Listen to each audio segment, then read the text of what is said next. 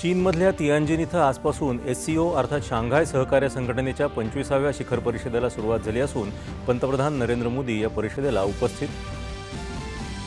पंतप्रधान नरेंद्र मोदी आणि चीनचे राष्ट्राध्यक्ष शी जिनपिंग यांच्यात महत्त्वपूर्ण द्विपक्षीय बैठक, व्यापार आणि गुंतवणूक वाढवण्यावर आणि व्यापारी तूट भरून काढण्यावर भर.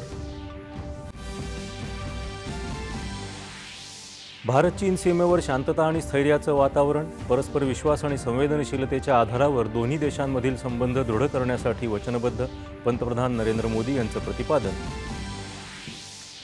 गोंधळलेल्या आंतरराष्ट्रीय परिस्थितीत भारत आणि चीनची भूमिका महत्त्वाची, जगाच्या शांतता आणि समृद्धीसाठी योगदान देण्याची उभय देशांची ऐतिहासिक जबाबदारी, शी जिनपिंग.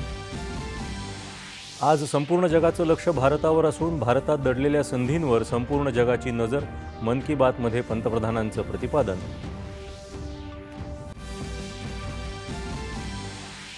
मनोज जरांगे यांच्या मागण्यांसंदर्भात महाधिवक्त्यांसोबत मराठा आरक्षण उपसमितीची बैठक, कायदेशीर बाबी तपासण्याबाबत झाली चर्चा.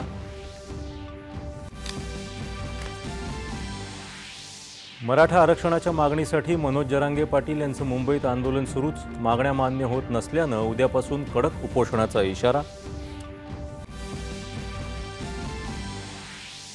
जरांगे यांच्या मागण्यांकडे सरकार सकारात्मकतेनं पाहत आहे, मात्र कुठलाही निर्णय संवैधानिक, कायदेशीर आणि दुसऱ्या समाजावर अन्याय करणारा नसेल हे पाहणं महत्त्वाचं, मुख्यमंत्र्यांची स्पष्टोक्ती. आणि राज्यात आज माहेरवाशीण गौराईचं उत्साहात आगमन, 5 दिवसांच्या गणरायांना निरोप.